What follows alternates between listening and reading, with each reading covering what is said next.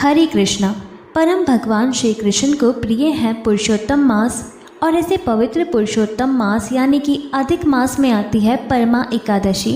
और इसी परमा एकादशी की आप सबको बहुत सारी शुभकामनाएं। इस बार 11 जून 2026 को हम परमा एकादशी का पालन कर रहे हैं। यह अत्यंत पुण्य फल प्रदायिनी, सर्वश्रेष्ठ और हमारी आध्यात्मिक यात्रा को मजबूती से आगे बढ़ाने वाली एकादशी है। इस एकादशी व्रत का पालन करके मनुष्य अपनी सहस्त्रों जन्मों के पापों का नाश कर सकता है, अधिक से अधिक पुण्य फल प्राप्त कर सकता है और परम भगवान श्री कृष्ण की विशेष कृपा प्राप्त कर सकता है। तो चलिए इसी परमा एकादशी के उपलक्ष्य में हम उनसे जुड़ी हुई इस सुंदर पौराणिक कथा का श्रवण करते हैं।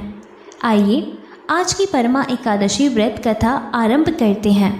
नारद पुराण में वशिष्ठ मुनि कहते हैं कि हे राजन, जो व्यक्ति भगवान हरि जिनकी नाभि कमल सदृश्य हैं, उनके पवित्र दिन एकादशी में उपवास नहीं करता, उसके शरीर में सभी पाप बने रहते हैं। तो चलिए परम पवित्र इस पुरुषोत्तम मास में श्रवण करते हैं परमा एकादशी व्रत कथा। अधिक मास के कृष्ण पक्ष में आती है परमा एकादशी। इस एकादशी की महिमा का वर्णन स्वयं भगवान श्री कृष्ण करते हैं। एक समय युधिष्ठिर महाराज ने भगवान श्री कृष्ण से पूछा, हे मधुसूदन, पुरुषोत्तम मास के कृष्ण पक्ष में कौन सी एकादशी आती है और इसका पालन करने की विधि क्या है? कृपया मुझे इस विषय में विस्तार पूर्वक बताएं। यह सुनकर पूर्ण पुरुषोत्तम भगवान श्री कृष्ण ने उत्तर दिया, हे राजन, पुरुषोत्तम मास के कृष्ण पक्ष में आने वाली एकादशी को परमा एकादशी के नाम से जाना जाता है, क्योंकि यह सर्वोपरि परम आध्यात्मिक फल प्रदान करने वाली और जन्म तथा मृत्यु के चक्र से मुक्ति दिलाने वाली भी है। इस विषय में अब मैं आपको एक पौराणिक कथा सुनाता हूँ। ध्यानपूर्वक सुनिए।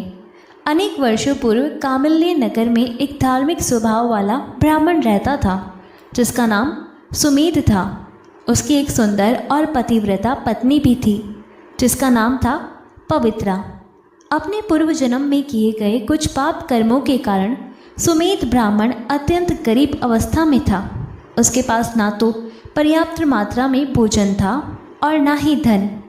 वह प्रतिदिन घर घर जाकर भिक्षा मांगता, लेकिन उसके दुर्देव के कारण कहीं से भी उसे पर्याप्त भोजन प्राप्त नहीं हो पाता था। इस कठिन परिस्थिति के पश्चात भी उसकी पत्नी पवित्रा अत्यंत विनम्र और शीलवान थी। वह अपने पति की संपूर्ण निष्ठा से सेवा करती और उनके पास आने वाले अतिथियों का भी यथोचित सत्कार करती।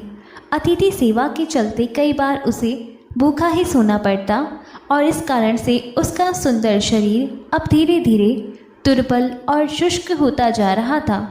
अपनी पत्नी की इस दुर्दशा को देखकर सुमेध ब्राह्मण ने अपनी पत्नी से कहा, हे प्रिय, मैं धनवान लोगों के पास भिक्षा मांगने के लिए जाता हूँ, लेकिन मुझे कहीं से भी पर्याप्त दान प्राप्त नहीं होता। पर्याप्त धन और संपत्ति के बिना गृहस्थ जीवन में संघर्ष उत्पन्न होता है। इसलिए हे मेरी प्रिय पत्नी, यदि तुम मुझे आज्ञा दो तो मैं विदेश जाकर कुछ धन उपार्जन करके आना चाहता हूँ, जिससे कि हमारी इस कष्टमय स्थिति का अंत हो सके। जो व्यक्ति उत्साहपूर्वक प्रयत्न करता है उसे सफलता अवश्य मिलती है, लेकिन जो व्यक्ति अपने भाग्य को स्वीकार करके बैठ जाता है और प्रयास नहीं करता, वह आलसी माना जाता है। अपने पति के वचनों को सुनकर सुमेध की पत्नी पवित्रा ने अपने नेत्रों में अश्रुओं के साथ कहा, हे पतिदेव, आप सबसे अधिक विद्वान और ज्ञानी हैं। मैं जानती हूँ कि व्यक्ति ने अपने पूर्व जन्म में जितनी मात्रा में दान दिया होता है, उतनी ही मात्रा में उसे अगले जन्म में धन की प्राप्ति होती है, और जिसने किसी भी प्रकार का दान नहीं दिया होता, वह व्यक्ति स्वर्ण के सुमेरु पर्वत पर होने के बाद भी निर्धन रहता है। अवश्य ही हम दोनों ने पूर्व जन्म में सुपात्र व्यक्ति को किसी भी प्रकार का दान नहीं दिया होगा, इसलिए आज हम निर्धन हैं। लेकिन आप मेरे पर कृपा करें और कहीं भी ना जाएं, क्योंकि आपके बिना मैं एक क्षण भी नहीं रह सकती।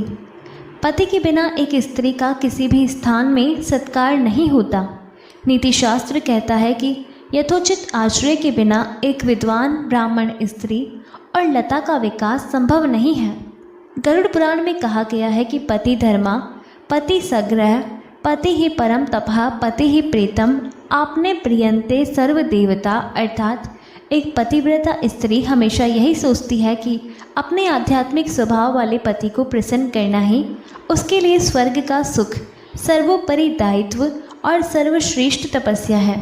यदि उसका पति उससे प्रसन्न है तो उसे लगता है परम भगवान उससे प्रसन्न है, इसलिए हम साथ में ही संतुष्टि के साथ रहें, यही अच्छा है। अपनी पत्नी के वचन सुनकर सुमेध ब्राह्मण ने विदेश जाकर धन उपार्जन करने का अपना विचार त्याग दिया। अब एक दिन क्या हुआ कि महान ऋषि कौंडिल्य उनके घर पर आए।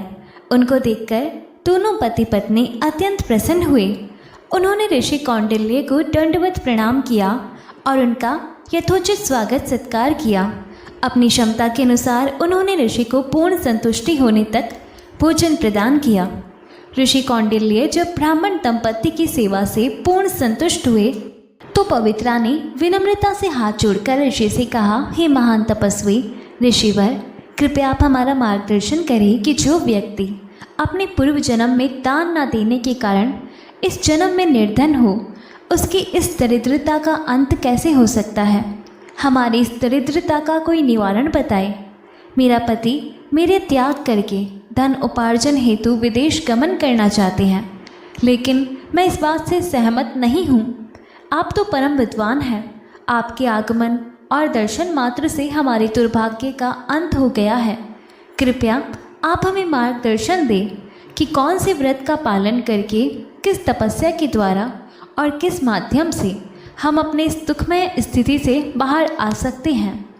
ब्राह्मण पत्नी के वचन सुनकर ऋषि कौंडिल्य ने कहा, पुरुषोत्तम मास के कृष्ण पक्ष में आने वाली परमा एकादशी पूर्ण पुरुषोत्तम भगवान श्री हरि को अत्यंत प्रिय है।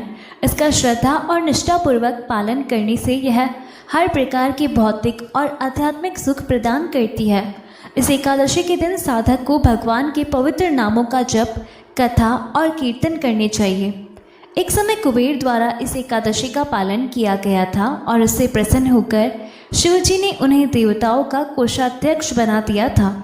राजा हरिश्चंद्र ने जब उसकी पत्नी और बालक को बेच दिया था तो उसके बाद इस व्रत का पालन किया था, जिसके परिणाम स्वरूप उन्हें अपना राज्य पुनः प्राप्त हुआ और अपने जीवन काल के दौरान उन्होंने सुखपूर्वक राज्य किया था।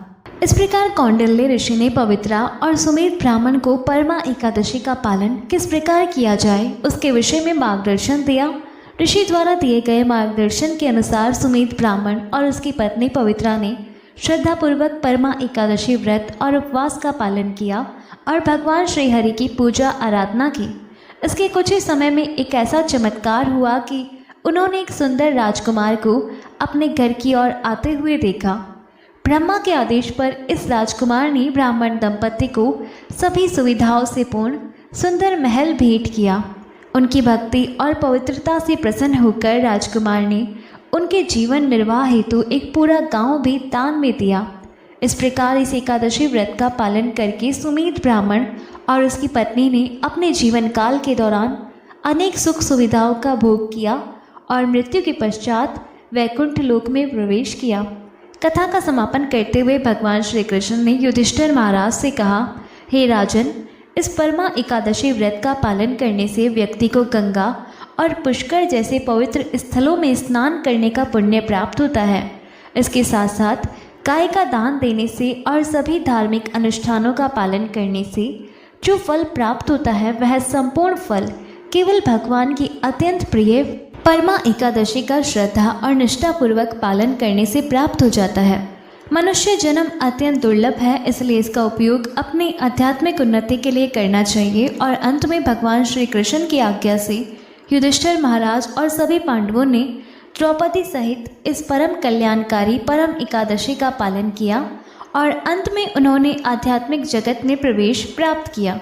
तो यह थी आज की परमा एकादशी व्रत कथा।